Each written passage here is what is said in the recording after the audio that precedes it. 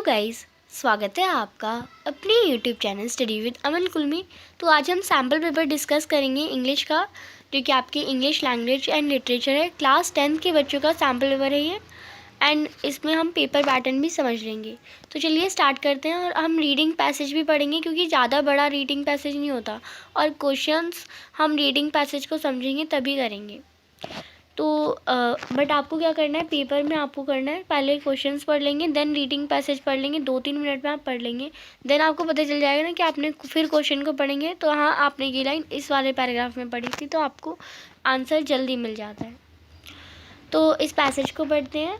Located about 60 miles of south Baghdad in modern day Iraq, the ancient city of Babylon served for nearly 2 millennia as center of Mesopotamian civilization. One of its early rulers, Hammurabi, created a harsh system of law while in later times.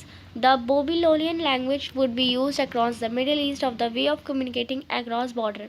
Another great accomplishment, if the extant stories are true, is the construction of the Hanging Gardens, a wonder of ancient world, which some believe was built by biblical king Nebuchadnezzar second.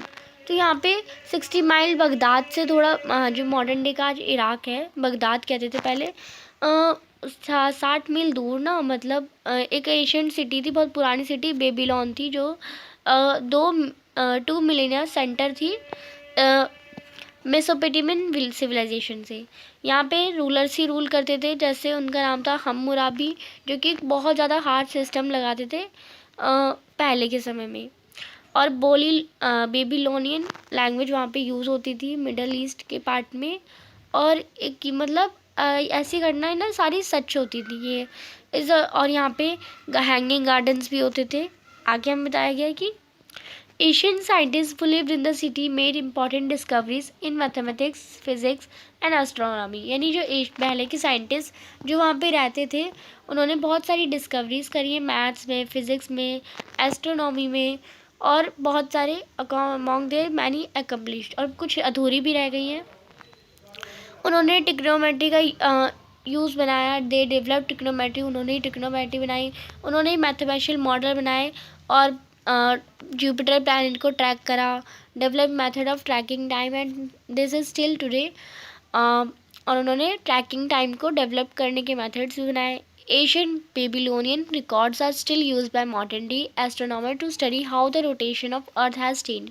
और जो आज के modern day के astronomers हैं, वो भी अर्थ का rotation कैसे चेंज होगा वो भी स्टडी करते हैं। Archaeologically, the latest is known about the early history of Babylon. Ancient records suggest that more than 4,000 years ago, at a time when the city of Ur was the center of an empire, Babylon appears to have a provincial administration center. Babylon had not been an independent city, writes researcher Gravelin Leak in her book The Babylonians. तो जो writers थे या researcher थे ग्वेंडोलियन leak, उन्होंने अपनी Babylonians book में लिखा है कि जो बेबीलोन सिटी है वो भी आज तक एक इंडिपेंडेंट सिटी नहीं बन पाई। आर्कियोलॉजिकली ने कहा है कि ये मतलब बहुत सारी छोटी छोटी हिस्ट्री बताई है बेबीलोन सिटी की, और एशियन बताते हैं कि ये 4000 पुरानी सिटी है, और ये यूआर जो थे वो फर्स्ट एम्पायर थे या फर्स्ट सेंटर ऑफ एम्पायर थे, और यहाँ पे प्रोविंशियल एडमिनिस्ट्रेशन सेंटर भी है, ये सब बताते हैं। She notes that in 1894 BC, after the UR-based empire had collapsed, the city was conquered by man-made Samu Abum। यानी जब 1894 BC बाद जो UR-based empire हट गए, कोलैप्स अलग अलग हो गए, तो समू अबूम नाम के ने इन्हें मतलब ज्वाइन करा। फिर he was a Amorite, a Semitic speaking people from the area around the modern day Syria। जो आज के दिनों में साइरिया है, वो उसके वक्त में सेमिटिक स्पीकिंग एरिया था, कोल था। He proceeded to turn Babylon into petty kingdom made up of the city and small amount of nearby territories।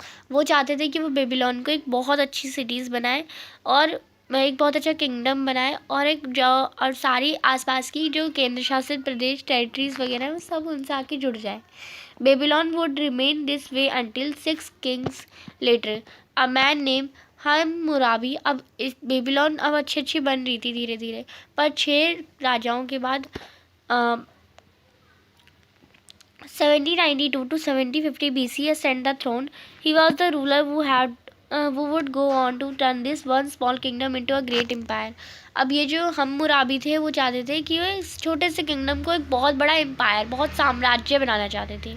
While the law code of Hammurabi, now in the Louvre, is well known for eye for an eye. यानी जो law code था Hammurabi का वो था I for an आई, यानी style of law making. उनका ये style था आँख से आँख. It also set out the nature of relationship between Hammurabi, the gods and people he ruled. और ये रिलेशनशिप भी बताती है कि लोग कैसे गॉड्स को और पीपल को चलाता था. अल्टीमेटली हम्मुराबी जो था वो empire was not to last, उसका एम्पायर लास्ट नहीं था. Falling into decline after its death, उसकी डेथ के बाद हिटल रूलर मुरिसिली ने बेबीलोन को कैप्चर करा, bringing the source of Hammurabi successor to a closure. और हम्मुराबी के सक्सेसर का एक थोड़ा सा क्लोजर बन गया वो. अब ये सोर्स आपको यहाँ से मिल सकता है. आपको अपनी अंडरस्टैंडिंग के बेसिस पे आंसर करना है. यहाँ पे बेस्ट आपको करना option choose the best capture the central idea of passage from the given quotes. So central idea आपको पैसेज का क्या मिला? Civilization is limitless, multiplication of unnecessary necessity. यानी आपको जो लोगों का जो लोग जो सिविलाइजेशन है, लोग जो हैं वो अपना इतिहास जो है वो लिमिट है हमारा, और जो हमें मल्टीप्लाई करनी चाहिए यानी बढ़ानी चाहिए अननेसेसरी नेसेसिटीज़ को, तो ये तो नहीं है. The liberty of any individual is no gift of civilisation. यानी जो लाइबर्टी है हर इंडिविजुअल की वो सिविलाइजेशन का गिफ्ट नहीं है. It was the greatest before there was any civilisation. यानी इससे अगर कोई भी सिविलाइजेशन नहीं होगी तो और बहुत अच्छा होगा, तो ये भी नहीं होगा. सिविलाइजेशन होगी तो अच्छा होगा of course. The gross hedonism of civilization has generally destroyed nature, poetry and all that is spiritual. यानी जो ग्रॉस हेडिज्म है सिविलाइजेशन का, उसने मतलब नेचर से उसे कोई फ़र्क नहीं पड़ता, पोइट्री से कोई फ़र्क नहीं पड़ता, बस स्पिरिचुअल है जो भी है. तो ये भी ऑप्शन गलत हो जाएगा. आपका जो option its civilisation dies from indifference to the unique values which created it. यानी हर सिविलाइजेशन उन डिफरेंस यानी उन मतलब हर डिफरेंट जो सिविलाइजेशन है वो अगले सिविलाइजेशन से अलग होता है उसकी यूनिकनेस से, जो वो अपनी वैल्यू क्रिएट करता है उसके डिफरेंस से वो यूनिक कहलाता है. तो यस, ये डी ऑप्शन आपका करेक्ट है.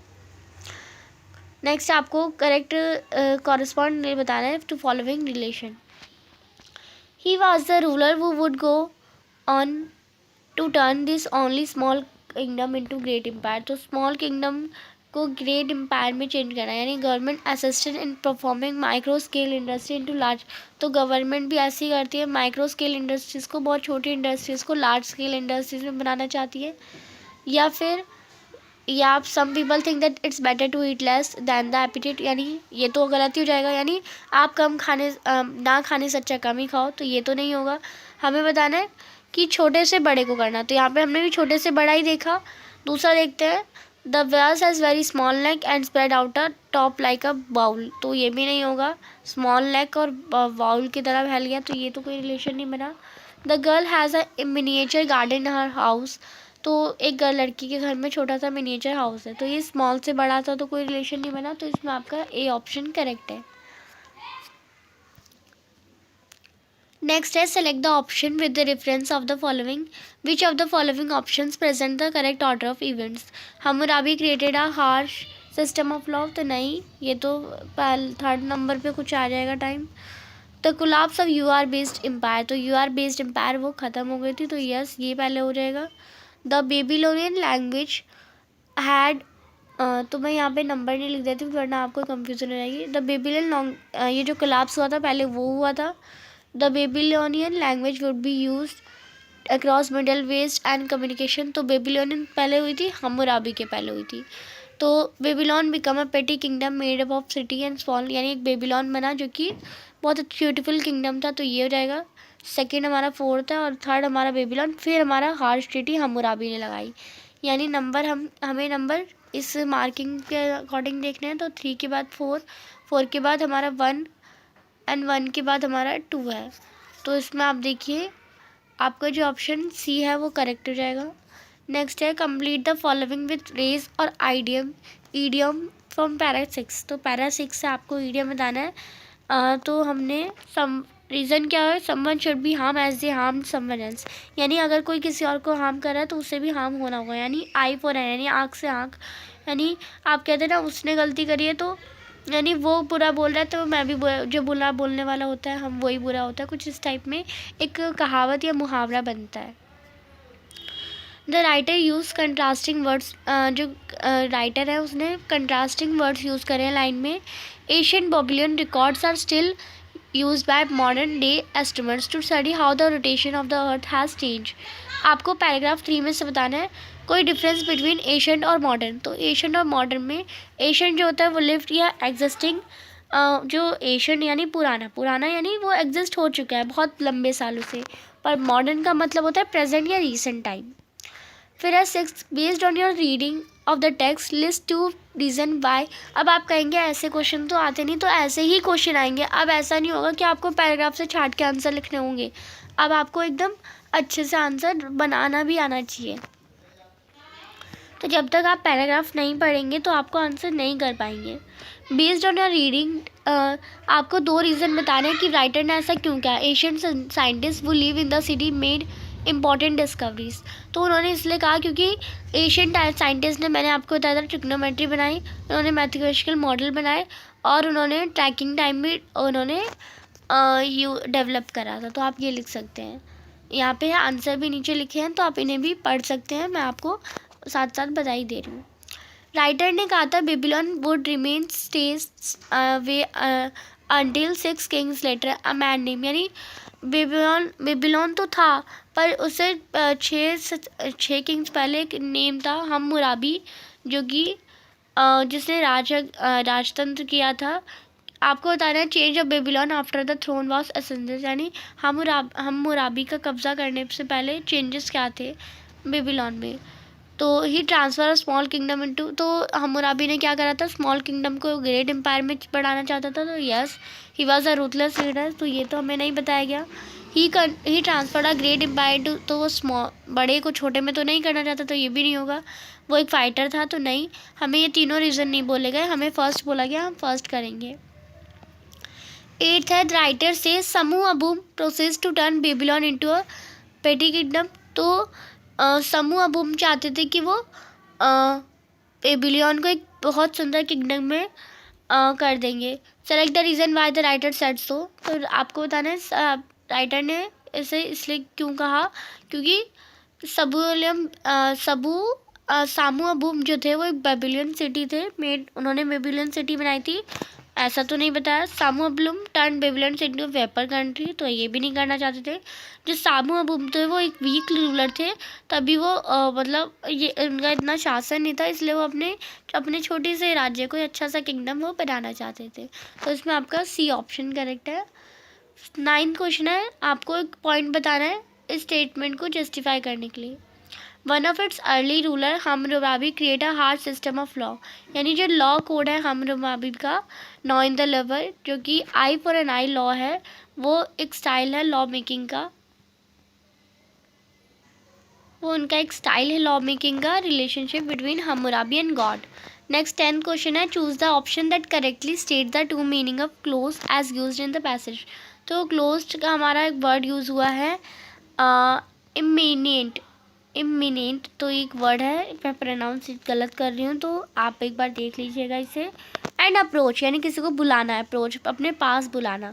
तो इसमें आपका सेकंड एंड थर्ड, आपको अगर क्लोज का नहीं पता था इमिनेंट, तो आप अपने सेंटेंस में भी यूज़ कर सकते हैं कभी अपने क्रिएटिव राइटिंग में। तो या हम इसे कह सकते हैं एडजेसेंट, तो एकदम बगल में होता है, अक्रॉस द स्ट्रीट नहीं होगा, नियर एट हैंड भी हो सकता है, मैंने थर्ड ऑप्शन नहीं देखा, तो इसमें सेकंड और थर्ड आपका करेक्ट हो जाएगा। नेक्स्ट है सेकंड पैसेज है जो कि ज़्यादा बड़ा नहीं है, हमें इसे भी पढ़ लेना है, 2 मिनट में पढ़ लेते हैं। Elephant babies like coconut oil, the discovery had save the life of 100 of orphanage, यानी जो एलिफेंट्स बेबी है कोकोनट ऑयल, उन्होंने बहुत सारे ऑर्फिन्स, यानी जो अनइवेंट एलिफेंट्स है, जो कि जिनके मम्मी पापा नहीं होते, उन्हें ऑर्फेंस कहते हैं, अनाथ, और वो बहुत सारे हंड्रेड्स ऑफ लीव्स के जान बचाई है। Left behind when mothers are killed, और जब उनकी मदर्स यानी एलिफेंट की मदर एलिफेंट किल कर जाती है, मर जाती है। Victim of the ivory wars that has catastrophically reduce elephant population across Africa. और ऐसे मारना बार बार, तो अफ्रीका में जो एलिफेंट की पॉपुलेशन है वो बहुत धीरे धीरे कम होती जा रही है। इस डिस्कवरी ने बताया कि 2 decades of efforts by the री ओन्ड कंजर्वेशन डेफिन शेल्ड्रिक, यानी दो डिस्कवरी देखने के बाद 10-20 साल यानी 2 decades यानी 20 साल के एफर्ट से जो डेफिन शेल्ड्रिक है, जो कि 83 एज में मरे, उन्होंने she devoted most of her life risking young elephant, यानी उन्होंने अपनी पूरी लाइफ, आधी लाइफ जो है अपनी एलिफेंट्स को बचाने में लगा दी। And releasing them back into the world, यानी उन्हें वापस जंगल भेजने के लिए उन्होंने बहुत ज़्यादा स्ट्रगल करी। When she first made attempts to keep the orphan babies alive, यानी जब उन्होंने फर्स्ट टाइम ये अटैम्प्ट करा कि वो अनाथ बच्चे हैं, अनाथ बेबी एलिफेंट्स हैं, उन्हें अकेले यानी खुला छोड़ दे। ऑवन at 1 or 2 years old with other milk source they remain malnourished and faded into death, यानी वो मालनरिश होते हैं, वो 2-3 साल के ही होते हैं और उन्हें मिल्क सोर्स भी नहीं मिलता है। It was only after trying every combination she could find that she hit one baby milk formula from Europe which contained coconut oil seems to work, and she and the elephant never looked back. And now more than 230 elephants in Kenya and many other in Asia, other parts of Africa are alive mostly in the wild thanks to her hand rearing. अब यहाँ पे 4th paragraph दे रखा है, her work यानी उसका जो work था, sorry, her work grew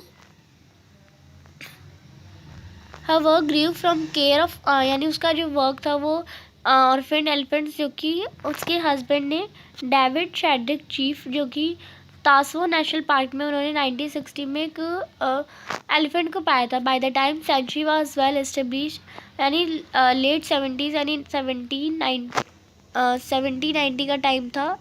1719 यानी लेट 90s को लेट 70s को ऐसे बोलते हैं। 70s 80s का टाइम था। Each elephant has own stall, यानी हर एलिफेंट का अपना स्टॉल था। Otherwise they could disturb on another, यानी इसलिए वो एक दूसरे को डिस्टर्ब नहीं करते थे। Was bottle fed every 3 hours and give blanket, raincoat and sunscreen as needed. A keeper slapped with each animal under a year old, alternatively lets the baby grow into of dependent. Often the elephant arrived traumatized, having experienced the lethal violence and crucially of poaching. It was crucial, in her view, to recognize their grief, help them to overcome it. They are emotionally human animals. She told journalist, यानी वो कहती है कि ये emotionally हमारी तरह human animals ही है जो एलिफेंट्स हैं। You have to think in the human terms. How does a child feel when it lost in whole family and is suddenly in the hands of enemy, यानी आप ही सोचिए अगर आपका एक कोई बच्चा है और वो अपनी पूरी फैमिली खो देगा कभी और उन्हें दुश्मनों के हाथों में भेज दिया जाए। दुश्मन कौन है? जो चिड़ियाघर वगैरह जहाँ पे एनिमल्स को पकड़ के रख देते हैं, तो आपको कैसा लगेगा? ऐसे एलिफेंट्स को लगता है। Thought out her life Sheldrick champion the ability of elephant to communicate and their capacity for feeling. तो इसी के चक्कर में जो शील्ड्रिक हैं वो उन्होंने पूरी लाइफ अपनी एलिफेंट से बात करने में, कम्युनिकेट करने में और उनकी फीलिंग को समझने में लगा दी। When she recounted a female wrench the tusk for a newly killed bull elephant and throw them into the jungle before the eye of poachers, यानी अगर उन्होंने कोई भी देखती है कि एक नया अगर कोई मम्मी एलिफेंट मर जाती है तो वो बेबी एलिफेंट को जंगल में छोड़ देती है और एनिमीज की आंखों से बचाती है। तो आपको अंडरस्टैंडिंग हो गई होगी इसकी। आपको कुछ क्वेश्चन के आंसर करना है पैराग्राफ 4 के बेसिस पे। Etch elephant has its own stall, her elephants के ओन स्टॉल है। आपको इसका रीज़न बताना है, इसका मतलब क्या है? यानी हर एलिफेंट का ओन स्टॉल है, यानी otherwise they would disturb one another, यानी सबका अपना अपना घर है वरना वो एक दूसरे को डिस्टर्ब नहीं कर रहे होते। आपको correct option fill in the blanks करना है। While referring to the emotional side of elephant, अगर हम इमोशनल साइड देखें एलिफेंट की, शील्ड्रिक साइड, शील्ड्रिक ने क्या कहा है कि दे आर बेबीज नहीं, दे आर वीक नहीं, they are like human beings. उन्होंने कहा है they are like human beings, C option correct है अगर हम इमोशनल साइड देखें एलिफेंट की। आपको बताना है पैराग्राफ 2 में से क्रिटिकल का जो मतलब क्रिटिकल यानी बहुत बड़ा और क्रूशियल बहुत ज़्यादा इम्पॉर्टेंट, ऐसी रीनो रीओन्ड एंड एमिनेंट दोनों का वर्ड सिमिलर है। अब यहाँ पे करेक्ट आंसर बताना है। Queenie was a popular attraction for 14 years, giving children up to 500 rides, feeding gently out of the hands and performing acts and tricks for their amusement. She was an Indian, हम मतलब हम कह सकते हैं कि वो एक इंडियन है या फिर एशियन है। Elephant adults and childrens like delighted in antics queening for hours to meet and interact with her. अब हमें देखना है, हमें क्वेश्चन दे रखा है, सेकेंड पार्ट दे रखा है, after the 14 years of carrying people along the same road, performing the same trick and being fed, and after prompting human hands, Queenie finally reached in the way in distant. All thought God good-natured animal, her frustration would have been anticipated, her action avoided. 1944, she trampled her keeper, villain left her to death. अब यहाँ पे reason दे रखा है, she was the gentle giant and she trampled her keeper to death, या फिर आपका she was gentle and sweet, she succumb to frustration of human taunting her, या फिर she was an Asian elephant, she reached to instinct, या she had long hair of service, she had. तो इसमें आपका जो वो जेंटल और sweet था और वो फ्रस्ट्रेशन ह्यूमन बीइंग का नहीं सह पा रहा था, तो इसमें आपका बी ऑप्शन करेक्ट है। आपको करेक्ट चार्ट को आप चेक करना है और आपको जो वर्कलोड है कन्वर्सेशन डार्फून शिल्ड्रिक का उसे बताना है। तो यहाँ पे आप देखिए जो उनका वर्कलोड है वो कम नहीं था, बराबर नहीं था, ऐसे सिमिलर नहीं था, उनका वर्कलोड बढ़ता गया था, तो इसमें आपका ऑप्शन 1 हो जाएगा। How was Daphne Sheldrick able to save the life of orphan elephants. तो ऑर्फन एलिफेंट्स का उन्होंने फॉर्मूला मिल्क के अकॉर्डिंग लाइफ बचाई थी, क्योंकि उन्हें मिल्क माल न्यूट्रिश ना हो जाए, माल नरिश ना हो जाए, इसलिए उन्होंने मिल्क फार्मूला या फार्मूला मिल्क निकाला था। आपको ट्राइंग को सब्सटीट्यूट करना है 1 वर्ड जो कि सिमिलर मीनिंग हो पैराग्राफ 3 में। तो इस पैराग्राफ को आप पढ़िए तो आपको it was only after trying, तो 1 वर्ड में ट्राइंग यानी अटेम्प्ट करना, किसी को चीज़ को अटेम्प्ट करना, तो इसमें अटेम्प्टिंग आप लिखेंगे। आपको 2 अटेम्प्ट्स बताने हैं जो चिल्ड्रन ने बनाए और फिर एलिफेंट्स बेबी को जिंदा रहने के लिए, तो उन्होंने मिल्क सोर्सेस बनाया और मिल्क फार्मूला यूरोप से लिया जो कि कोकोनट ऑयल कंटेन करता था। लास्ट 9th क्वेश्चन है, लिस्ट 1 रीज़न जो आपको डेफिन शेड्रिक को देना है। Told journalist that you have to think in human terms, आपको ह्यूमन टर्म्स में सोचना है। तो एक उनकी जो डीप सिंपैथी थी टुवर्ड एलिफेंट्स के टुवर्ड्स, एलिफेंट्स जो होते हैं वो ट्रॉमेटाइज्ड होते हैं, वो एक्सपीरियंस कर सकते हैं वायलेंस को, क्रूशियली पोचिंग को और क्रूशियल को, in a view to recognise their grief and help. आपको पैराग्राफ 4 और 6 में अप्रॉक्सीमेटली रेफरेंस दे रखी है, करेक्ट ऑप्शन करेक्ट चेक करना है। National park and sanctuary, crucially approaching and deep sympathy, यही ऑप्शन आपका करेक्ट रहेगा, आपका ए ऑप्शन। नेक्स्ट क्वेश्चन है सेक्शन बी, ग्रामर स्टार्ट हो जाती है। ज़्यादा बड़ी वीडियो नहीं होगी, अब हम इसे सेक्शन बी में ख़त्म कर देंगे। तो आपको कोई 10 क्वेश्चन अटैम्प्ट करने हैं। The status of women in India, तो वुमेन का इंडिया में स्टेटस जो है वो कैसा है, तो यहाँ पे आपको अंडरगो ग्रेजुएशन चेंज, तो वुमेन की बात हो रही है तो वुमेन के लिए क्या लगता है हैज़, और मैन के लिए हैव लगता है, तो इसमें हैज़ अंडरगो हो जाएगा, वुमेन इज अंडरगो नहीं होगा। नेक्स्ट है चाइल्ड एंड बलून मैन में कंजर्वेशन दे रखी है आपको रिपीटेड स्पीच में। चाइल्ड ने कहा I want a balloon which can I release into the air. Balloon man ने कहा which colour do you want. Child ने कहा which colour will take me up with. तो a child told a balloon man that he wanted a balloon, to which the balloon man asked and the child then asked, तो child ने क्या कहा which color he want, the and which color, मतलब उसने क्या कहा balloon man ने which color he want and child ने क्या कहा था which color would take him up it. Select the correct option to fill in the blanks, तो correct option बताना है। if you are nervous would I speak to her, can I, क्या मैं उससे बात कर लूँ, तो यहाँ पे तो हम परमिशन ले रहे हैं, परमिशन नहीं होगा और कुड भी नहीं होगा, परमिशन के लिए होता है, तो हम क्या में मतलब हम इफ़ अगर तुम नर्वस हो रही हो तो क्या मैं बात कर लूँ, श्योरिटी, यानी हम एक तसल्ली देने के लिए बोल रहे हैं। फोर्थ आपको दे रखा है यहाँ पे आइडेंटिफाई करना है, एरर आपको बताना है। 10 लेबर्स जो थे वो मारे गए, 10 लेबर्स आर किल्ड, तो 10 लेबर्स हैं और मारे गए बोला मैंने, यानी पास्ट टेंस, तो आर की जगह क्या आ जाएगा, वर। एंड 4 इंजर्ड, 4 इंजर्ड वैन, तो यहाँ पे आपको आर और वर में दे रखा है, इनटू एंड एट दे रखा है, यानी when 4 injured when the van in which they are traveling rammed into the truck parked at Rampura crossing, यानी 4 जो लेबर हैं वो मारे गए। तो यहाँ पे आप देखिए पूरा अगर हम सेंटेंस पढ़ रहे हैं ना तो वो हमारा पास्ट टेंस नहीं लग रहा, तो आर की जगह वर जो वाला हमारा करेक्शन है वो गलत है, ये नहीं होगा। नेक्स्ट है complete the given sentence by filling